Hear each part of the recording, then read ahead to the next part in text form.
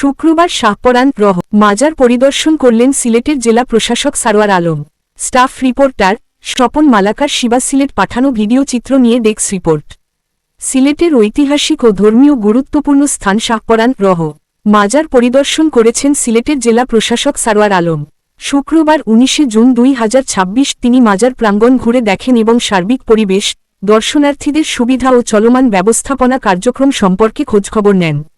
পরিদর্শনকালে জেলা প্রশাসক মাজারের অবকাঠামোগত উন্নয়ন, পরিচ্ছন্নতা, নিরাপত্তা ও দর্শনার্থীদের জন্য প্রদত্ত বিভিন্ন সেবার বিষয়ে সংশ্লিষ্ট কর্মকর্তাদের সঙ্গে মতবিনিময় করেন।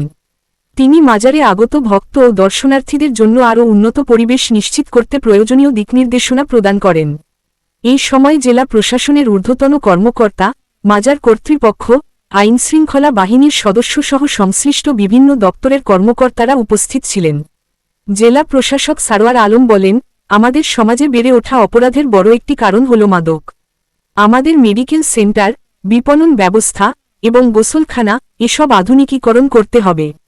যদিও সবকিছু একসাথে করা সম্ভব নয়, আমরা একটি মাস্টার প্ল্যান তৈরি করব এবং ধাপে ধাপে এগোব। আমরা চাই এই প্রতিষ্ঠানটি বাংলাদেশের একটি অগ্রগণ্য উদাহরণ হোক, যা মাজার কেন্দ্র করে গড়ে উঠবে এবং কোনো ধরনের অসামাজিক কর্মকাণ্ড না ঘটানোর জন্য কঠোরভাবে নজরদারি রাখা হবে।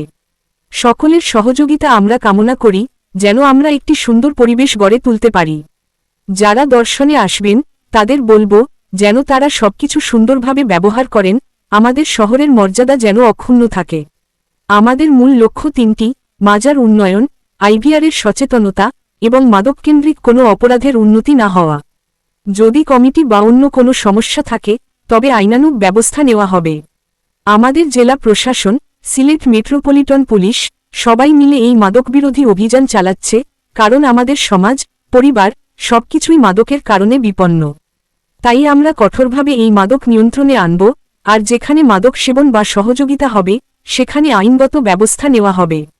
আমরা চাই মাদকমুক্ত একটি সমাজ গড়ে উঠুক এবং আমাদের সব আয়োজন যেন মাদকমুক্ত থাকে। সবকিছু স্বচ্ছতার মধ্যে আসবে স্যার, এটা করেন স্যার। সবকিছু অবৈধ জিনিস অবৈধভাবে দখল করে রাখছে, এগুলো যাতে স্বচ্ছতার মধ্যে আসে।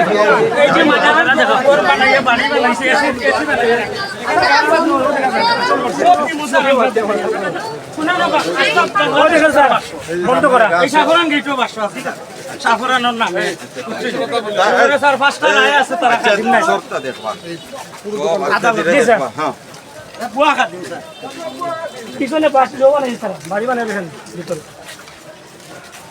আর নিরহ এলাকার মানুষের কোনো অংশগ্রহণ নাই স্যার, এই বুঝছেন আমরা স্যার স্যার এই দেখেন আমার বাবা আমার স্যার মাজারের এই জায়গা সারা পুরো খাদ্যকে স্যার খাদিম নামের খাদ্য আমাল স্যার তার দোকানে স্যার সাগরের পাশে আছে মাজারের জায়গা এই মাদ্রাসা পর্যন্ত স্যার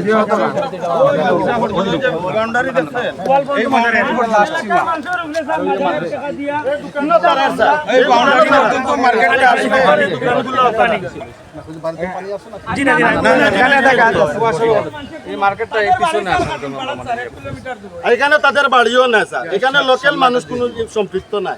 এই খাদিমপাড়া থেকে আসিয়া তারা এখানে দখল করে এলাকার ভালো পরিকল্পনা করে জি মাজার এবং আশেপাশে এলাকার লোকজনের যাতে ড্রেনেজ ব্যবস্থা একটা ড্রেন নাই, জি জি বাজারের পানি যে এটা একটা ড্রেন নাই, সুন্দরের জন্য সময় নিয়ে জি প্ল্যান করব। আর সমস্ত উপস্থাপনা যেগুলো আছে এগুলো ইমিডিয়েটলি উচ্ছেদ করে দেব। মাজারের ভিতরে কোনো উপস্থাপনা থাকবে না, ঠিক আছে ঠিক আছে, আমাদের জায়গা দখল করা যাবে না। আলহামদুলিল্লাহ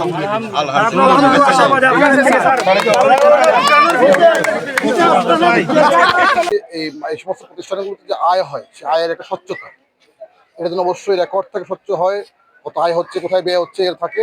আর তৃতীয় হচ্ছে এই মাদকগুলোতে কোনো ধরনের অনৈতিক কর্মকাণ্ড, বিশেষ করে মাদক কেন্দ্রিক কিছু আমরা প্রায় অভিযোগ পাই যে সমস্ত প্রতিষ্ঠানগুলোতে গাঁজা বা মদ বা ইয়াবা সেবন করা হয়, এইটা যাতে কোনোভাবে না হয়। এই তিনটা জিনিস আমরা নিশ্চিত করতে চাই।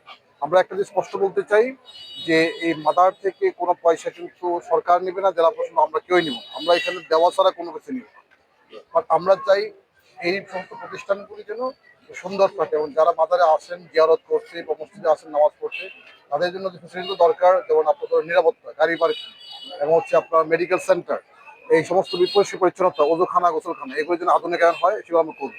সবগুলো কাজ তো আমরা একবারে করতে পারবো না, কিন্তু আমরা একটা পরিকল্পনা করবো, মাস্টার প্ল্যান করবো। সেই মাস্টার প্ল্যান করে আস্তে আস্তে আমরা আগাবো। আমরা চাই এই প্রতিষ্ঠানগুলি বাংলাদেশের একটা সম্পদ এবং এখানে অলি আউলিয়া শুয়ে আছেন, তাদের প্রতি আমাদের একটা দায়বদ্ধতা আছে এবং এই ওনাদের মানে কবরকে কেন্দ্র করে, মাজারকে কেন্দ্র করে যাতে কোনো ধরনের অনৈতিক কোনো কর্মকাণ্ড না ঘটে সে বিষয়ে সকলকে তৎপর থাকতে হবে। আমরা সকলের সহযোগিতা চাই। আমরা চাই যে এই প্রতিষ্ঠানের সবাই সহযোগিতা করতে, যাতে করে সবাই মিলে একটা সুন্দর ব্যবস্থাপনা গড়ে ওঠে এবং আমাদের ভক্তরা যারা আসবেন, অন্যরা যারা আসবেন, মানে দর্শনার্থী যারা আসবেন, তারা যেন বলে যে না, এখানে শুধু জিয়ারতই করবেন না, এখানকার স্থাপনাগুলো অনেক সুন্দর, ব্যবস্থাপনা অনেক সুন্দর। এতে করে আমাদের সিলেটবাসীর মর্যাদা আরো বাড়বে বলে আমি মনে করি ইনশাল্লাহ। এই মুহূর্তে আমরা কোনো কমিটির কোনো ভাঙ্গা বা কোনো বিষয়ে আমরা কোনো হাত দিচ্ছি না। এটা যদি কোনো সমস্যা হচ্ছে আমরা দেখবো পরে, বাট আমাদের উদ্দেশ্যটা হচ্ছে যে তিনটা বিষয় বললাম, যে মাজারে উন্নয়ন একটা বিষয়, দ্বিতীয়ত হচ্ছে একটা হচ্ছে আয় ব্যয়ের একটা স্বচ্ছতা, তৃতীয়ত হচ্ছে মাজার কেন্দ্রিক কোনো ধরনের অপরাধ সংগঠিত না, বিশেষ করে মাদক কেন্দ্রিক কোনো ধরনের মদ গাঁজা সেবন করতে না পারে এখানে। এই তিনটা বিষয়। আর কমিটির বিষয় করে যদি কোনো সমস্যা থাকে, কমিটির দ্বন্দ্ব থাকে, কোনো বিষয় থাকে, সেটা আইনের ব্যবস্থা আমরা অবশ্যই নিব।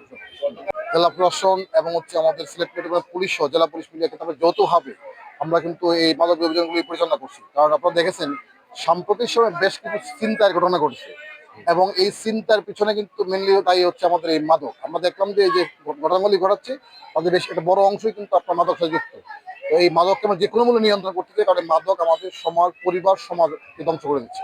সুতরাং এইটা আমরা যে কোনো মূল্যে নিয়ন্ত্রণ করছি। এই মাদক যেখানে সেবন করা হবে, যেখানে কেউ মানে হেল্প করবেন, সহযোগিতা করবেন মাদক সেবন বা বিক্রি করার ক্ষেত্রে, তাদের প্রত্যেককে আমরা আইনের আওতায় নিয়ে আসবো।